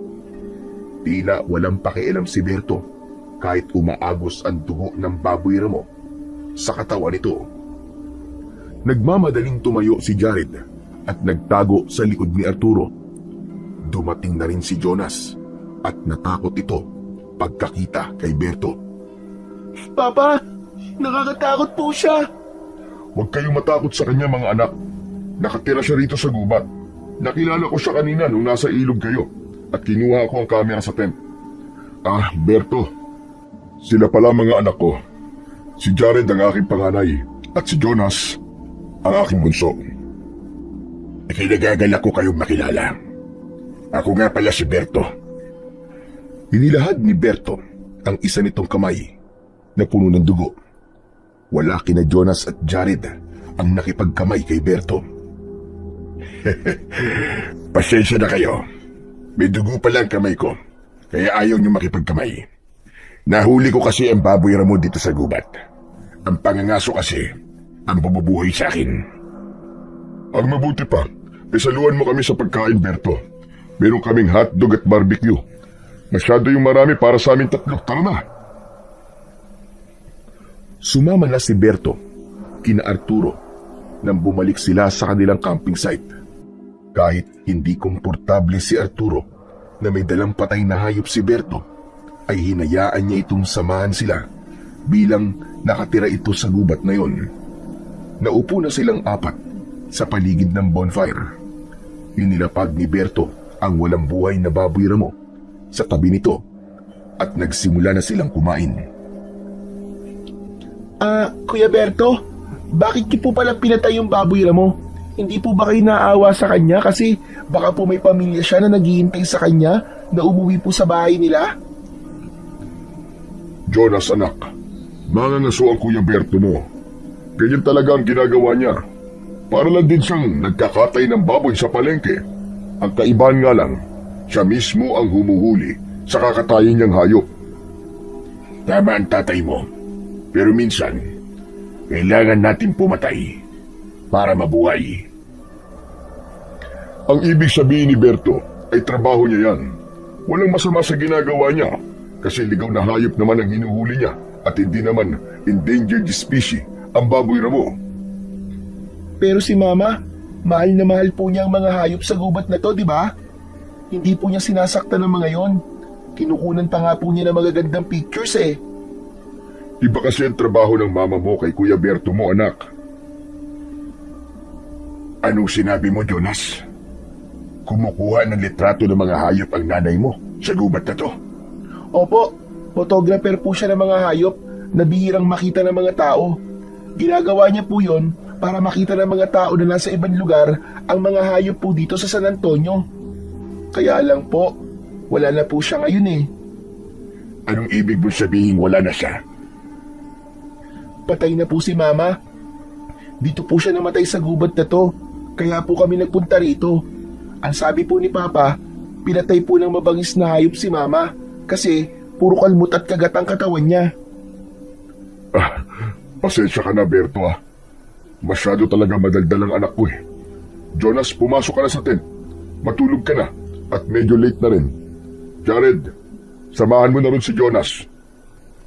Walang imik na tumayo si Jared at sinamahan ito si Jonas papunta sa tent. Nang sina Arturo at Berto na lamang ang nasa labas, ay isang mahabang katahimikan ang namagitan sa kanilang dalawa. Totoo ba ang sinabi ng bunso mong anak? Pinatay ng mabangis na hayop ang asawa mo sa gubat na ito. Sa totoo lang, ayokong ikwento ang bagay na yan sa ibang tao. Pero wala na akong magagawa kasi nasabi na sa'yo ng anak kong si Jonas. Yun ang lumabas sa investigasyon ng mga pulis. Pero hindi nila matukoy kung anong klaseng hayop ang pumatay sa kanya. Nakakalungkot naman ang ganyang pangyayari. Totoo, nakakalungkot talaga. Lalo na't namatay ang asawa ko habang ginagawa niya ang bagay na gustong-gusto niya. Kung hindi mo mamasamain, ano pala ang pangalan ng asawa mo? Marie Chris. Yun ang pangalan niya. Oo nga pala, ako naman ang magtatanong sa'yo, Berto. May bagay lang akong gustong mabigyan ng linaw. Total eh, nakatira ka naman dito sa gubat kaya sigurado ko na alam mo mga nangyayari rito. Ano ang katanungan mo, Arturo? Totoo bang may aswang sa gubat na to? At sa mismong baryo ng San Antonio? Bakit mo naman naitanong ang bagay na yan? May nakausap kasi ako matandang lalaki sa San Antonio na nagsabi na kilala niya ang asawa ko si Marquis. Ang sabi niya ay isang aswang na nagngangalang Rahim ang pumatay sa asawa ko. Kaya gusto ko sana malaman kung totoo bang merong aswang sa lugar na to. Alam mo, simula nang mamatay ang aking pamilya, ay nanirahan na ako dito sa gubat. Maraming taon na ako nandito. At ako makapagsasabi na walang katotohanan na sinabi ng matandang yun sa'yo. Isipin mo na lang kung may aswang dito. Sana'y matagal na akong patay o kaya umalis na ako rito sa gubat. Bakit naman ako maninirahan sa isang lugar na alam pong manganganib ang aking buhay, di ba? Sa bagay, tama ka. Hindi nga totoo siguro mga sinabi sa akin ni Apong Agali tungkol sa aking asawa. Pero meron bang mabangis na hayop sa gubat na to na may kakayahang pumatay ng isang tao? Wala akong maibibigay na malinaw na kasagutan sa tanong mo na yan. Dahil masyadong malaki ang gubat na to. Kahit ako, ay hindi ko pa napupuntahan ang lahat ng parte at sulok nito. Wala akong ideya sa mga hayop na naninirahan dito. Ganun ba? Pero maraming salamat sa pagsagot mo sa tanong ko. Naliwanagan na ako na wala talagang aswang dito. O paano? Masyado na palang malalim ang gabi. Hahayaan ko na kayo makapagpahinga. At ako'y aalis na. Maraming salamat sa pag-imbita niyo sa akin na saluhan kayo sa inyong pagkain. Walang anuman, Berto. Maraming salamat din at mag-iingat ka. Hinintay muna ni Arturo na makaalis si Berto. Nang nawala na yun sa kanyang paningin, ay nagdesisyon na siyang samahan ang kanyang mga anak sa loob ng tent. Pero nang papasok na siya sa tent, ay doon lang niya napansin na naiwanan ni Berto ang patay na baboy ramo. Naku, anong gagawin ko sa baboy ramo na to? Siguro naman babalikan niya to bukas. Ipinagkibit-balikat na lamang ni Arturo ang bagay na yun. Pinatay na niya ang bonfire at saka siya pumasok sa tent. Tulog na sina Jared at Jonas, kaya nahiga na siya sa gitna ng dalawa upang matulog na rin dahil bukas ng umaga ay maaga silang aalis sa gubat na yon. Hindi alam ni Arturo kung gaano na siya katagal na natutulog nang maramdaman niyang may yumuyugyug sa kanyang balikat. Ibinukas niya ang kanyang mga mata at mula sa dilim ay nakita niya si Jonas na nakatanghod sa kanya. Magsasalita sana siya pero mabilis na sumenya si Jonas na huwag siya maingay. Bakit, anak? May problema ba? Kailangan mo bang umihi? Hindi po. Si Kuya Berto po. Nasa labas po siya, Papa. Oo nga pala. Naiwan niya kasi yung nahuli niyang baboy ramo. Binalikan lang niya siguro. Hindi po. Kinakain po niya yung baboy ramo. Ano ba sinasabi mo? Bakit naman niya yung kakainin? Hilaw pa yun. Hindi ko rin po alam, Papa. Natatakot po ako sa kanya. Parang may mali po kay Kuya Berto. Upang masagot ang magulong sinasabi ni Jonas, ay binuksan niya ng konti ang tent at mula roon ay sumilip siya.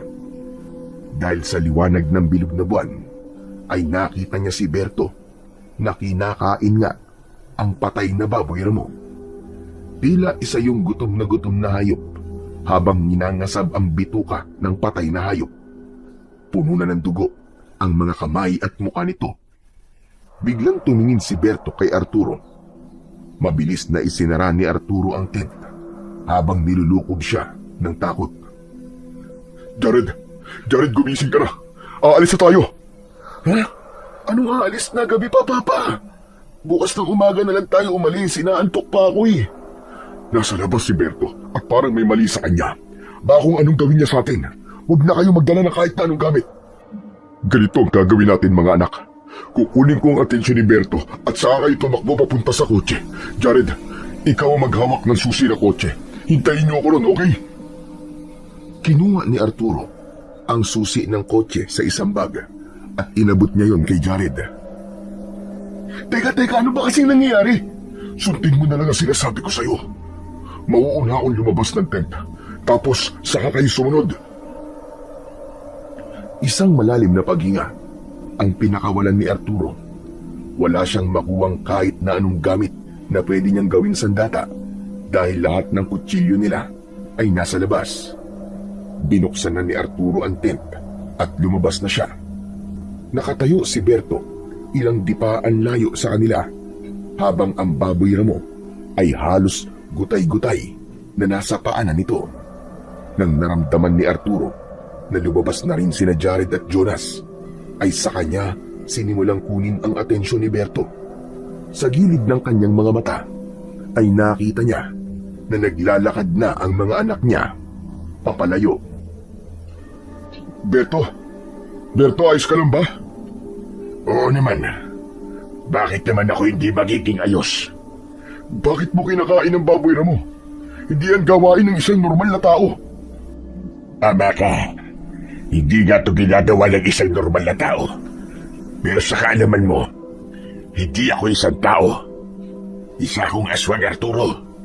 Ako si Rahim, ang aswang na sinabi sa'yo ni Apong Agani.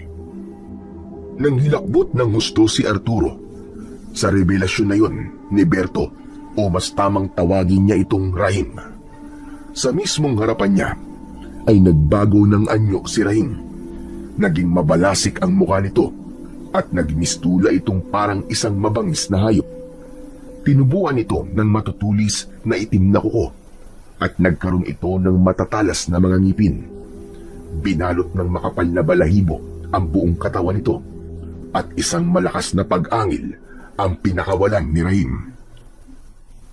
Hindi na nag-isip si Arturo at agad siyang tumakbo ng mabilis papunta sa direksyon ng kinaroroonan ng kanilang sasakyan. Ramdam niyang nakasunod sa kanya ang aswang na si Rahim dahil dinig niya ang malalakas nitong yabag. Huwag mo nang pahirapan ang sarili mo, Arturo. Dahil ang asawa mo ay hindi ka makakaligtas sa akin. Patuloy sa pagtakbo si Arturo at halos hindi niya na maramdaman ang lupang tinatapakan niya. Sa wakas ay nakarating na siya sa sasakyan. Pero laking gulat niya nang malaman na sira at wasak na ang mga gulong nun. Sa itsura ng mga gulong ay masasabi niya na sinira yun gamit ang matutulis na mga kuko. Pumasok agad si Arturo sa kotse at pumwesto siya sa driver's seat. Parehas na nasa backseat naman ang mga anak niya na sina Jared at Jonas. Magkayakap ang dalawa at takot na takot sa mga pangyayari. Pa! Sabihin niyo nga! Ano ba talaga nangyayari? Bakit kailangan nating umalis? Sino ba talaga si Berto? Ano ba nangyayari, pa? Mga anak, tama nga sinabi ni Apong Agani. May aswang sa gubat na to. Si Berto, mga anak. Hindi Berto ang pangalan niya kundi Rahim. Isa siyang aswang na pumatay sa nanay niyo. Ano? Sinabi ni Apong Agani sa akin kanina. Pero saka na tayo mag-usap. Ang kailangan natin gawin ngayon ay mag-isip ng paraan kung paano tayo makakaalis sa lugar na to. Pero Papa, sira na po ang gulong ng kotse natin eh. Paano pa po tayo makakaalis dito? Ano na pong gagawin natin? Hindi ko pa alam sa ngayon. Mag-iisip pa ako. Teka, sa ngayon, dito muna tayo sa loob ng sasakyan. Sa tingin ko naman ay ligtas tayo rito. Saka na tayo lumabas kapag umaga na. Papa, natatakot po ako. Ayoko pa po mamatay. Baka kainin po tayo ng aswang. Hindi ka mamamatay, Jonas. Walang mamamatay sa atin. Kayo na Kuya Jared mo. Hindi ako papayag na saktan kayo ng Rahim na yon. At gagawin ko ang lahat para protektahan kayong dalawa. Pilit na inaninag ni Arturo ang kanilang paligid. Nagpalinga-linga siya sa paligid. Naghanap siya ng senyales kung nasaan na ang aswang na si Rahim. Kailangan niyang masiguro na wala sa paligid nila ang aswang na yun. Nang sandaling yun ay hindi lamang takot ang nararamdaman niya, kundi puot dahil nakita niya na ang aswang na pumatay sa kanyang pinakamamahal na asawa. Nangako siya sa sarili niya na hindi siya papayag na gawin din ni Rahim sa mga anak niya ang ginawa nito kay Maricris. Kaya naman, kahit ibuwis niya ang sarili niyang buhay, ay gagawin niya upang masiguro niya ang kaligtasan ng mga anak niya na sina Jared at Jonas.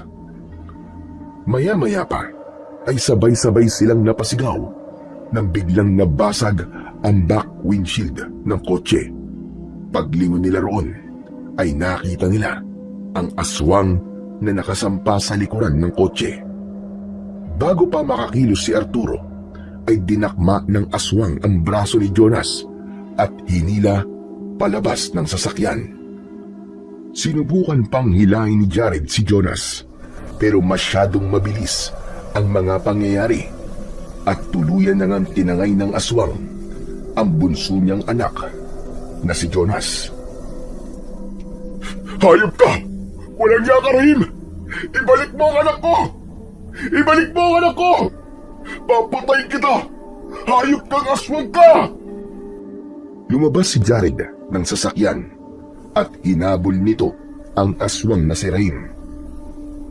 Lalabas na rin sana si Arturo nang maalala niya ang patalim na gawa sa pangil ng elepante na ibinigay sa kanya ni Apong Agani. Kinuha niya ang patalim na yon mula sa glove compartment at ng tangan niya na yon ay may kakaiba siyang naramdaman sa kanyang katawan. Tila ba nawala ang lahat ng takot sa kanyang dibdib at may mainit na sensasyon na gumapang sa lahat ng kanyang ugat. Bumaba si Arturo ng kotse at mabilis siyang tumakbo papunta sa direksyon kung saan pumunta ang aswang. Sa bilis ng pagtakbo niya ay nagawa pa niyang abutan ang panganay niyang anak na si Jared. Hanggang sa nakita niya na nga ang aswang na nasa itaas ng isang puno habang hawak ang umiiyak na anak na si Jonas. Papa! Papa, nandito ako! Tulungan niyo ako, Papa! Nasasaktan na ako! Papa, papatayin ako ng aswang! Hayop ka, Raim! Ibalik mo ang anak ko! Kung ayaw mo may mangyaring hindi maganda sa'yo! Dahil papatayin talaga kita! Kahit saan ka magtago, hahanapin kita! Napakalakas naman ang loob mong pagbantaan ang isang tulad ko na aswang. Ang asawa mo nga ay walang nagawa para pastagin ako. Ikaw pa kaya na isang simpleng tao lamang? Pinatay mo na nga ang asawa ko. Ano pa ba ang gusto mo? Ano pa ang gusto mo? Sabihin mo! Asawa lang ang nawala sa'yo. Pero sa akin, marami. Ang angkan ni Maricris ang umubos sa aking pamilya. Ganon din ang gagawin ko sa pamilya niya.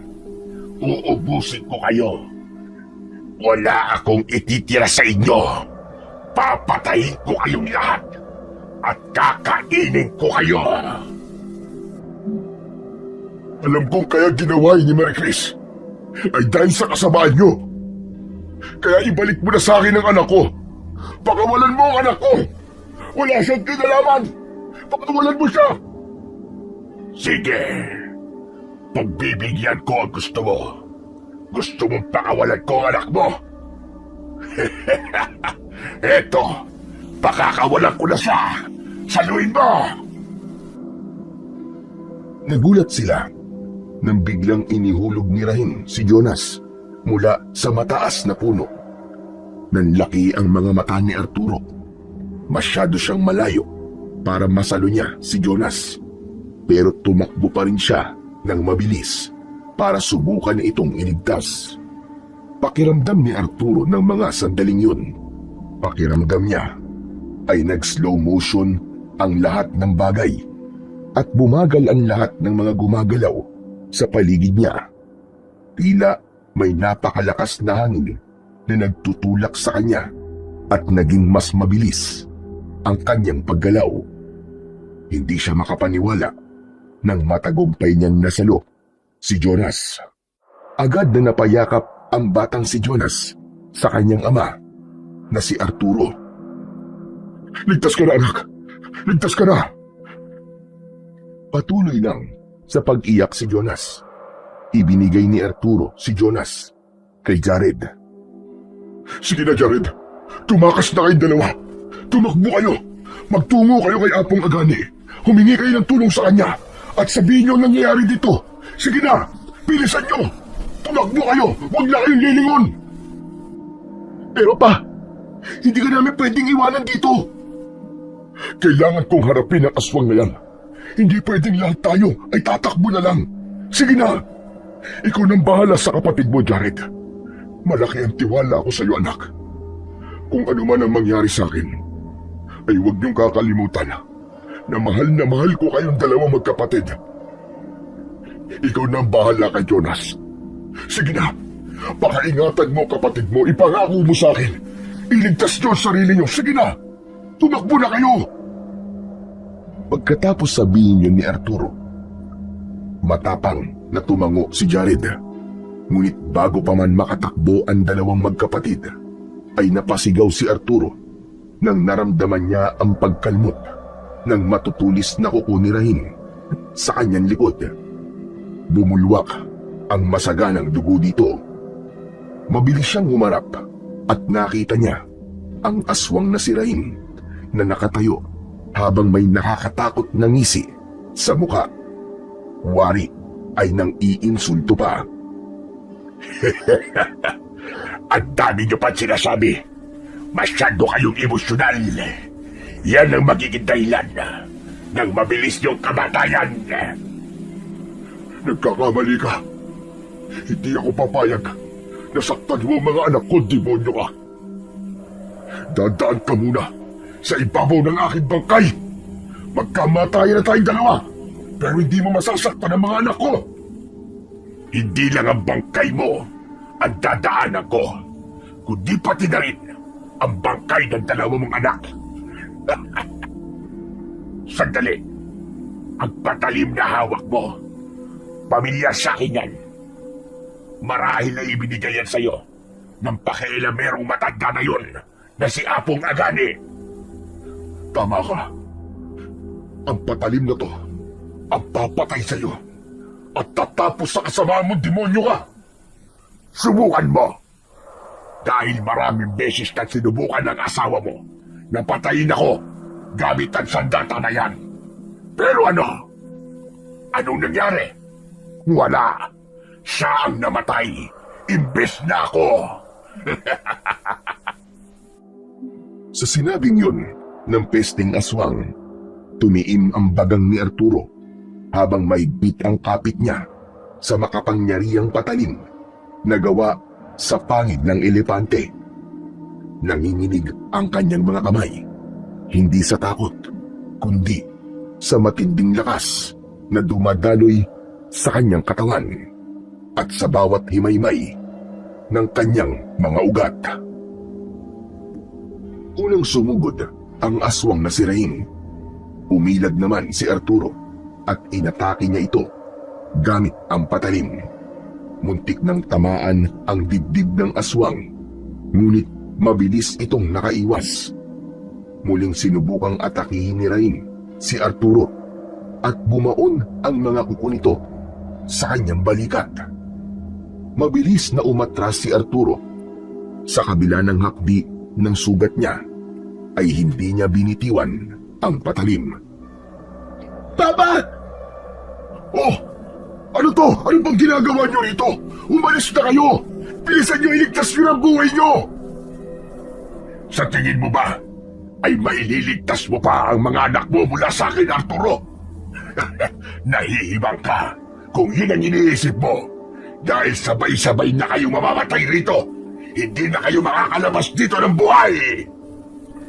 Huwag mo akong minamali. Hindi mo alam ang kayang gawin ng isang amang gagawin ng lahat para sa kanyang mga anak. Nagpalitan ng mabilis na atake at depensa sina Arturo at ang aswang na si Rahim. Dama ni Arturo ang presensya ng kanyang asawa na parabang kasama niya ito na nakikipaglaban sa aswang. Sa bawat hampas ng kuko ng aswang ay agad niyang sinasalubong yon ng kanyang makapangyarihang patalim hanggang sa nasugatan nila ang isa't isa at puno na ng dugo ang kanilang katawan. Sa gitna ng laban ay napabagsak ni Rahim si Arturo sa lupa at kumuntikan na nitong masakal ang leeg niya. Inunahan niya ito ng saksak sa tiyan. Malakas na umungulang aswang dahil ipinagdiinan pa yon ni Arturo. Bumulong si Arturo at agad na tumayo. Tumayo rin ang aswang ni si Rahim at ngumisi ito. Ngayon mo sabihin na wala akong laban sa'yo, demonyo ka. Tignan mo at sugatan ka na. Laylay na ang bituka mo. Pinapahanga mo ko sa totoo lang. Hindi ko akalain na tatagal ka ng ganito sa pakikipaglaban sa akin. Pero naisip ko lang na mas maganda siguro kung unahin ko na lang napatayin ang iyong mga anak upang makita mo ang kanilang paghihirap bago ka mamatay. Biglang tumakbo si Rahim, papalapit kina Jared at Jonas. Itinulak ni Jared ang bunso niyang kapatid na si Jonas. Kaya si Jared ang nasunggaban ng mabangis na aswang. Natumba ang dalawa sa lupa. Kasamang tumayo ng aswang si Jared. Nakaumang ang matutulis na mga kuko ni Rahim sa leeg ni Jared habang hawak nito ang braso ng kanyang anak. Hayop ka talaga! Lumaban ka ng patas! Lubayan mo mga anak ko sa laban na to! Rahim! Ako ang harapin mo! Wala silang kinalaman dito! Kasali rin sila rito dahil anak sila ni Maricris. Gusto ko makita ang reaksyon mo kapag unti-unti kong binabalatan ang iyong mga anak ng buhay at bago ko sila kainin at isusunod kita. Subukan mo lang gawin yung demonyo ka at kahit sa impyerno ay susundan kita. Kung ganun ay magkita-kita na lamang tayo sa impyerno. Malakas na sumigaw si Arturo nang akmang lalaslasin na ni Rahim ang leeg ng anak niyang si Jared gamit ang matutulis nitong kuko na animo ay matutulis na mga patalim. Walang pagdadalawang isip na ibinato niya kay Rahim ang patalim na gawa sa pangil ng elepante. Lumipad ang patalim na parabang sigurado yun sa direksyong tinatahak nito. Bago pa man masaktan ni Rahim si Jared, ay mas nauna pang bumaon ng patalim sa gitna mismo ng noo ng aswang. Sandaling bumakas ang gulat sa mga mata ng aswang. Bago yun bumagsak ng paluhod sa lupa. Hindi pa nasiyahan si Arturo at nilapitan niya ang nakabulagtang aswang na bahagya pang humihinga ng mga sandaling yun. Binunot niya ang patalim sa noo nito na gawa sa pangil ng elepante at buong diin na ibinaon niya yon sa dibdib ng aswang, direkta sa puso nito. Sabay sipa sa puluhan para mas lalo pang dumiin. Sa kanya hinugot at buong lakas na itinaga niya yon sa leeg ng aswang hanggang sa napugutan ito ng ulo. Sumirit ang masaganang dugo mula roon na animoy bukal ng tubig na walang tigil sa agos hanggang matuyo. At doon na siya nakasigurado na patay na ang aswang na kumitil sa buhay ng kanyang asawa. Umiiyak na tumakbo si Jared kay Arturo at mahigpit siya nitong niyakap. Papa! Papa, salamat! Salamat! Akala ko'y mamamatay na ako. Maraming salamat, Papa! Salamat! Tahan na! Tahan na, anak! Ligtas ka na! Ligtas na tayo! Patay na ang aswang na pumatay sa nanay niyo. Lumapit na rin sa kanila si Jonas at niyakap ni Arturo ang kanyang mga anak. Huwag na kayong umiyak, mga anak. Tapos na. Nagtagumpay tayo. Patay na ang aswang. Iniligtas tayo ng sandata ng inyong ina. At alam ko na marami kayong dapat malaman tungkol sa mama niyo. Pero saka na natin pag-uusapan yun kapag nakabalik na tayo sa bahay natin. Ang importante ay sabay-sabay tayong babalik sa bahay ng buhay at ligtas.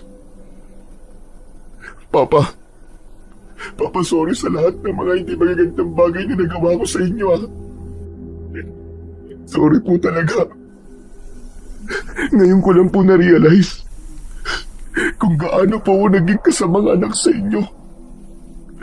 Papa, nakita ko na kaya niyo pong ibuwis ang buhay niyo para sa amin po ni Jonas.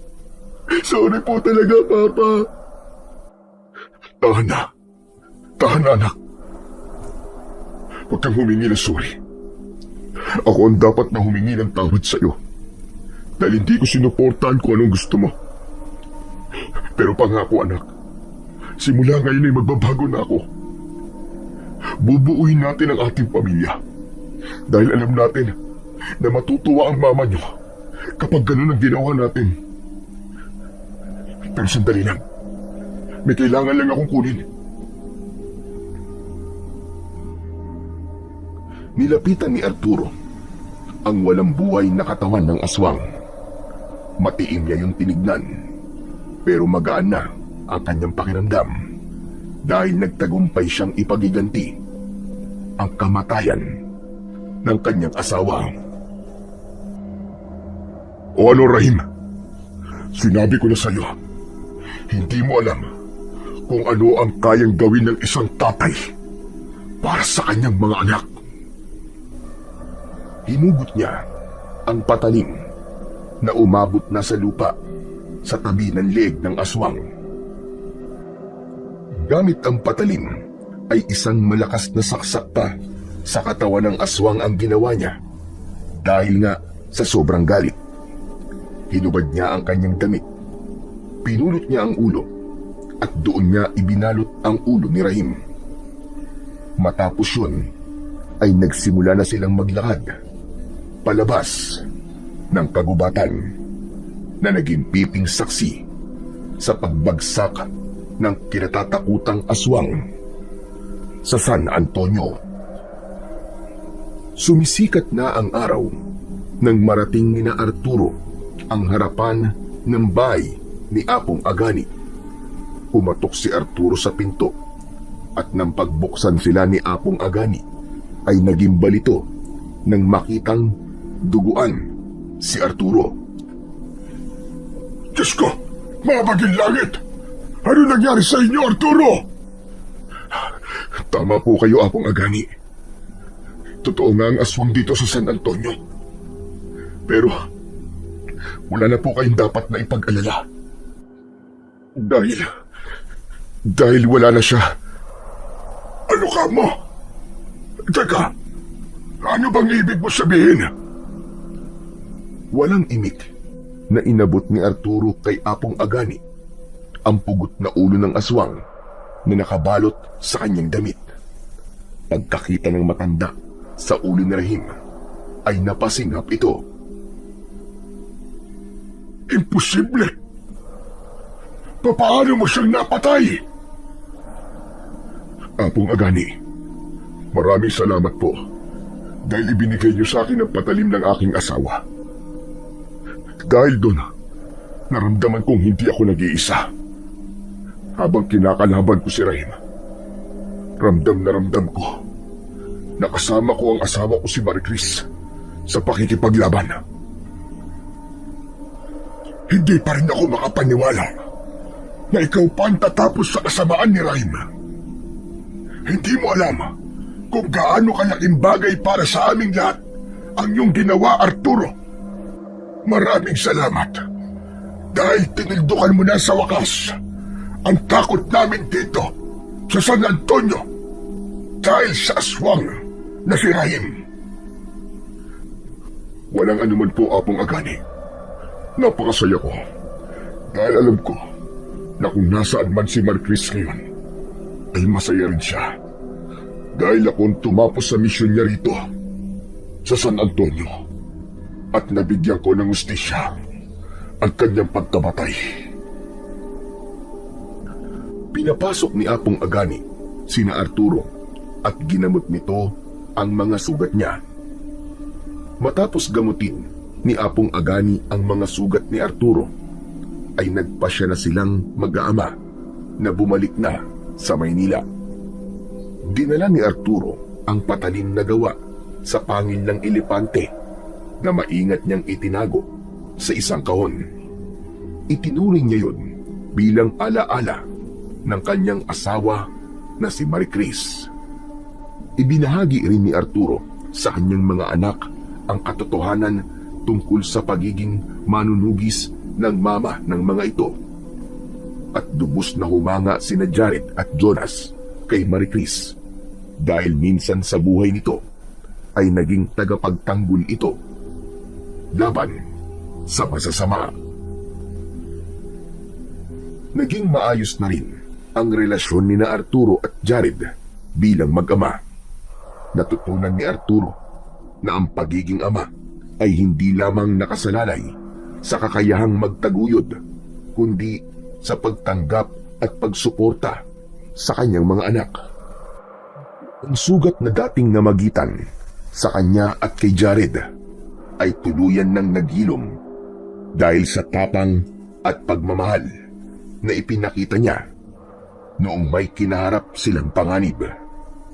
Natutunan din ni Arturo na ang tunay na lakas ng isang ama ay nasa kanyang kakayahang ipaglaban at pahalagahan ang kanyang pamilya kahit pa sa gitna ng pinaka masidhing kadiliman.